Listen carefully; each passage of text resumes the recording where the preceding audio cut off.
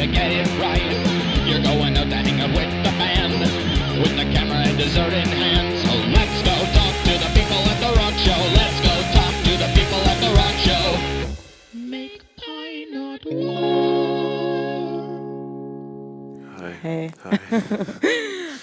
Pie sessions here, and Gabriel Green made some pie for Mr. Dominique Fricot. Try some. Thank you. Try You want me some. to try some pie right now? Yep. There you go. Just before we start. I'd really appreciate that you brought all this.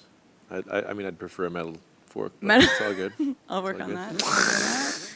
Work on that. It's just being, energy sufficient and maybe, yeah. Oh, yeah. And I cut more, and so we can grab more throughout the shot. Can we bring that? Yeah, Jan will lovely get us pieces, lovely of him. And anyways, delicious, thank you. Perfect, thank you. Okay. So I was really curious. There's a lot of ladies, a lot of fans, lady fans. I'm wondering. Do you know them? Yeah, I know a lot of them. Okay. And Do they have questions? they do. Oh, okay. They want to know where you would like to go on a date. They were like, if we could take Dom on a date, where would he want to go? And like, what would he want to do? What would make him think we were fun?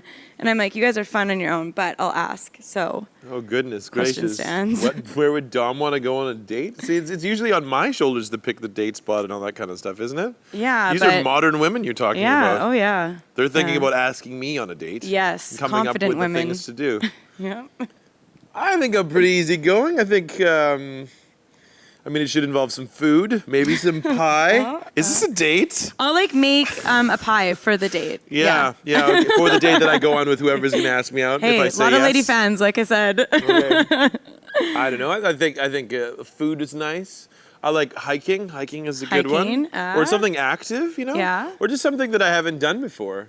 I think randomness is a good thing to throw Randomness, I like into that. a date, Okay, so non-structured. We're gonna throw that yeah, out. because Non-structured she's with got to food. she's got to be spontaneous. She's got to be able to roll with the punches. Yeah. And she's got to be able to think on her feet. So like it could be as big as like, Dom, I have a mango and a bottle of wine. Would you like to go to the beach? And I'd be like, okay. And then we who knows where we'd end up. And then if it all worked out, we would get married. Because that sounds like the beginning of That's something. great. That does sound like the I beginning of actually something. did ask somebody out on a date once, and Oh my all I gosh. had was a mango and A bottle of wine. And They didn't say yes. oh, that was rude. Right? She's regretting her decision right about Yeah, now. I Let me know. tell you. Let me I tell know, you. she's living in Montreal, just regretting her oldest. What was that? Okay, well, so I'm going to inform the ladies, the fan club, the Dom fan club. What has been your biggest learning experience through the Peak Performance Project? What was like the biggest learning moment for you? It's hard. It's a process, right? So like there was lots of great moments, and I thought that all of the faculty had really, really great Constructive things to say and constructive criticism, and just watching your peers too, and watching what they did and what was successful for them is learning, and playing my showcase at boot camp and playing my showcase here. Like it's all part of I don't know. It's hard to knock down one thing. Like you watch other artists and how they handle social media, and they do it really successfully. And I learned from like bands like D Rouge and Jordan Klassen who are in there the top 3 with me, and and it just adds up into like one big education. Learning. Yeah. Yeah, I like that. Yeah. What was the worst thing about the Peak Performance, if there was one? But like, what's one of those things where you're like, just like that noise? I developed an eye twitch from all the stress. That kind of sucked. It was just a lot. It's a lot in a very short period of time. Mm-hmm. Which after the fact is kind of like whatever. It was, Yeah, it it's worth- happened. it's worth it, You're always yeah. kind of resentful when you're going through it, and you're like, this is too much work. But when you finish, you're like, you think I'm grateful that it was. That this happened. It's a bit rushed. They kind of get you to do a lot in a very short period of time. But retrospectively, it was all awesome. Yeah. It was really good. I Working think it under was pressure? Really good for everybody involved. Yeah, Yeah. the pressure. What was the band you had, not to discriminate against the other bands, but what was a band that you had just had really good chemistry with? Chemistry? Was there any other artist in particular that you had pretty good chemistry with? I think if you're talking just like personal chemistry, Yeah, personal chemistry. I really got along with a few of them. I really got along well with the Headwater boys, Jonas and Matt. We're like brothers now. I really liked Drew and Danielle from Deer Rouge. They're lovely people. And who else? And then I'd say the River and the Road actually were probably my favorite band, and I'm really disappointed they didn't make top 5 because I really thought they should have been top 3. And they were definitely probably musically my favorite, and I get along well with those boys too. Yeah. You're winning some money, depending on what place you get. Hopefully first, woo! Do you know what you want to do? Like, do you feel like your plan already set out to what to do with your winnings? Well, one of the things that we had to do was write a business plan for the next year and a half of our lives. So Yeah? Yeah, we have plans to... we're probably going to go out and do Canadian Music Week and put a tour around that and record a new record and hit the festivals all summer and hire a radio tracker. And this is all very boring stuff. No, I find it interesting. But there's plenty of plans. I would not be in top 3 if I didn't have any idea of what I was going to do. Yeah, you got to have plans. A man with a plan. A man with a plan. Do you have any tour ideas or like album ideas? What you're going to call your tour or your album, your next album? No, nothing. No. Okay, stalkers out there, that's listen, get ready, send in some answers. That's like, are you pregnant? Yeah, that's true. No, are you? Yeah. You're not? No. What are you going to name your firstborn? You've already thought about this. Because New I'm a example. girl. New I example. guess Cambrian, probably. Cambrian? Cambrian. You want to say Cambrian? Why not? Yeah, no, I don't. Is that what it's like? Someone asking if a girl... I think someone asking a girl if she's pregnant is mean because you're referring to her physical Well, that's what I appearance. wasn't referring to. I was referring to the fact that I couldn't possibly have these things thought out because I haven't started on them yet. But, girls always have names planned, for the record, just letting you guys know. I'm sure your mom did too. So, while you're writing, down to the music, down to the brass tacks of things. Let's get to the music. Let's get to the music.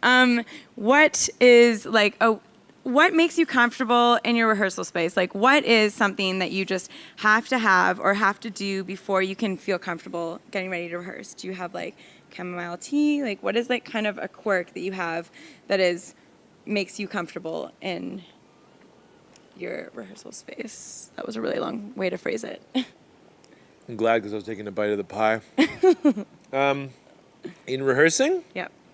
I think for me the most important part is just is the lighting. Lighting? Yeah, like it's just in places where it's kind of really fluorescent, bright lighting. I'm like, I can't. It's hard to, yeah. Gotta get the mood right. I like getting to practice early so that all my stuff is set up because I usually take a lot of time plugging my instruments in, whereas everybody else is like, tick, tick, tick, bunk, I'm ready to go. And if I'm the guy that everybody's waiting for, then I just start practice on edge. So I try and get there early, which my rhythm section will probably laugh because I've definitely been late for the last 2 practices. But under pressure. Yeah. You got a lot to do. When you're writing, do you write your riffs first or your lyrics? And one of these questions. It's got to be one of these questions because inspiration really strikes, and I'm just wondering if what's kind of like your MO? What's my modus operandi? What's your modus operandi? Let's talk about it. I usually come up with some kind of guitar or piano thing, and then I just start singing over top of it. Yeah. And then it just goes and from it there, and then it just kind of becomes a living, breathing organism that grows, and I feed it with other ideas and thoughts and emotions, and sooner or later we have a song. That's perfect. Yeah. Do you come up with any of the ideas for your music video, or? No, the music video was completely Mike Southworth, the gentleman who directed and produced it. He came to me last fall before I'd even released my record because I played the song, and he was like, "I have an idea for that music video," and he just pitched the whole thing to me. And you were like, "Perfect. That's exactly what I wanted." Yeah, it was exactly like along the lines of like it wasn't like what I wanted. I hadn't thought of it, but when he said it to me, I was like, That's a perfect video. Yeah. Do you have your outfit planned for the Peak Performance Project night? No, I don't. I've been thinking a lot about it in the last couple of days because it matters what I wear versus what my band wears. So I need to know to tell what they should wear and what I should wear. So I haven't been thinking about it. I basically this week to decide. Yeah, you do. You have a week. I know we have to look good. Yeah. I'll get your fans to send in ideas to you what to wear. I won't listen to them. What's the best line you feel like you've ever written? The best line I've ever written? Yeah, one of your songs. What's the best line where you're like, that is just, we're not being modest here. It's just like Be honest. What's the one that you were just like, that just described it right there? Ooh, that's a tough one. I mean, it's not like I've written 10 songs. I've written a lot of songs. I like strange ones. Like I really like the, nobody's happy, nobody's healthy, and only the headless ride horses. Like I really like that line. Yeah. Especially because that one always stands out to people. Like people either dislike it or like it. And people are like, why do you say that? He's like, well, I don't know. It's kind of playful, and I'm sure they're more like, oh yeah, why do you say that? I'm sure it's not disgust. yeah, I don't know. You know? There's definitely people who just wonder why I put it in like that. Oh. I don't know. It's definitely a standout for me. I don't know. There's lots of. It's hard to think on the spot. Because and it's also too, a line like reflects a whole song, or like I might like a piece in here, but you need to hear like the whole verse or the verse before it to understand why I like that line so much. So Yeah. If you were gonna cook for a girl on a date, what would you cook her? There's a lot of dating questions. Hot dogs. Hot dogs. What if she was a vegetarian? Sauerkraut. We probably wouldn't be going on a date. Although no, that's not true. I've dated so many vegans in the last while. It's so annoying.